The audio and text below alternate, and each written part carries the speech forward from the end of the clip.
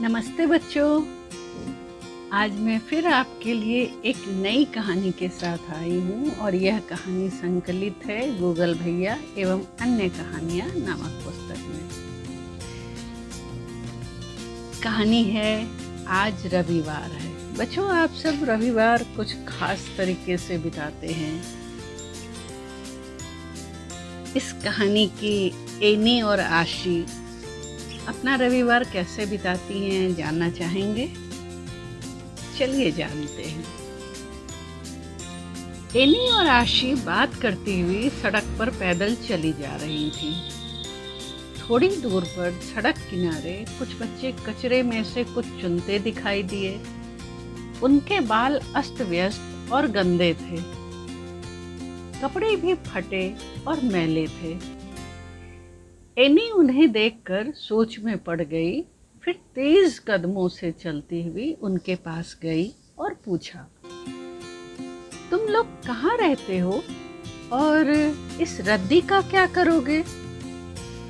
बच्चे एक दूसरे का मुंह देखने लगे। क्या तुम सब स्कूल नहीं जाते? आशी ने पूछा। बाहर से देखा है, भीतर कभी नहीं गए। एक बच्चा बोला। उसका नाम हीरू था। मैं ले चलूं तो चलोगे? अम्मा से पूछेंगे। तुम लोगों को काम करने कौन भेजता है? बच्चे फिर एक दूसरे का मुंह देखने लगे। तुम लोग कितने बजे तक कचरा बीनते हो?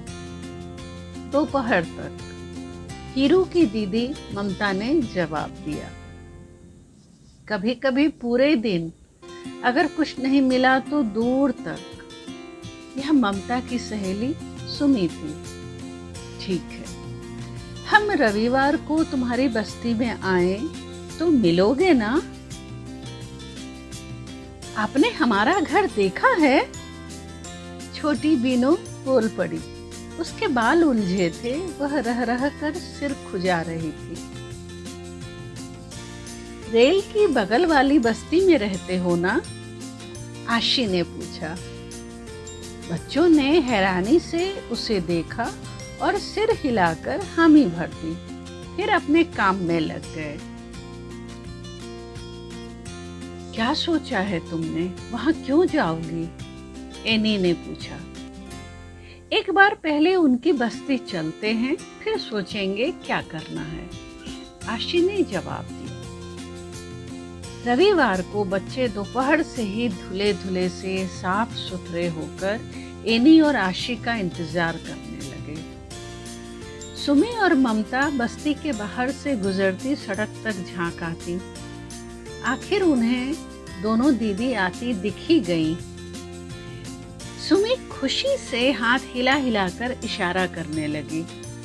उसने आशी के कंधे पर टंगे सुंदर बैग को भी देखा।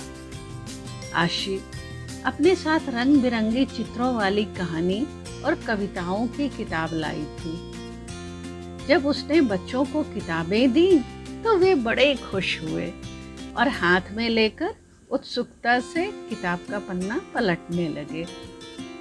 किताबों की दुनिया उन्हें बड़ी मजेदार लगी, मगर वे पढ़ना नहीं जानते थे।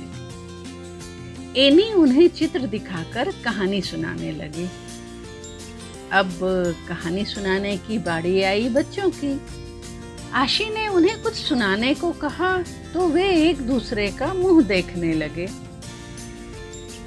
इन चित्रों को जोड़कर कोई कहानी सुना सकते हो?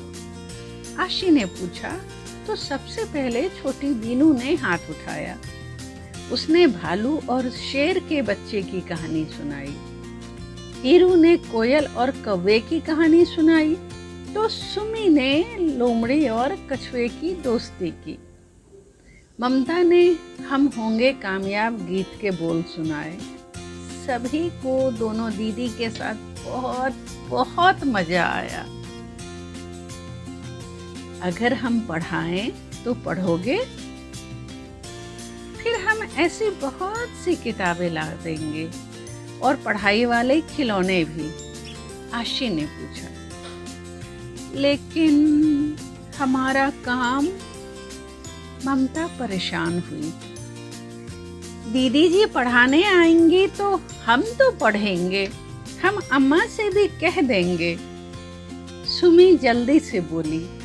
उसे लगा कि कहीं ममता की बात सुनकर दीदी नाराज ना हो जाए। हम रविवार को आएंगी इसी समय। इस समय तक तुम सब लौट आते हो ना? आशी ने कहा तो सब खुशी से तैयार हो गए। अगले रविवार एनी और आशी के हाथ में कई सामानों से भरे झोले थे। ABCD लिखे खिलौने, पशु पक्षी के नामों वाले चित्र, गेंद और भी कई खिलौने, रंग, कागज, पेंसिल भी। बच्चे देर तक उन्हें छू छू कर देखते रहे। रविवार को बच्चों का उत्साह देखते ही बनता। वे एनी और आशी के साथ हंसते खेलते, चित्र बनाते और जो भी वे सिखाती मन लगाकर सीखते। दीदी के लैपटॉप ने पढ़ाई को और मजेदार बना दिया। इसी तरह 3 महीने बीत गए। बच्चे अब गिनती और अपना नाम लिखना सीख चुके थे।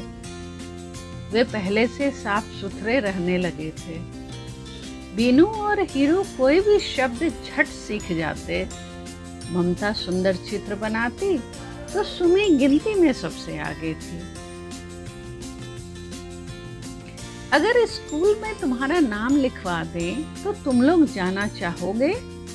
एक रविवार को आशी ने पूछा तो बच्चों ने एक स्वर में कहा, हाँ दीदी।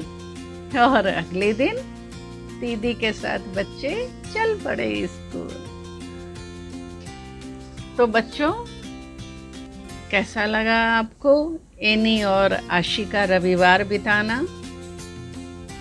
क्या आप पसंद करेंगे अपने आसपास किसी को इस तरह किताबों से जोड़ना, उन्हें पढ़ना सिखाना? देखिएगा फिर आपका रविवार भी कितना मज़ेदार, कितना अच्छा हो जाता है। तो अब इस कहानी के साथ मैं विदा लेती हूँ। जल्द मिलूंगी। तब तक के लिए शुभ विदा।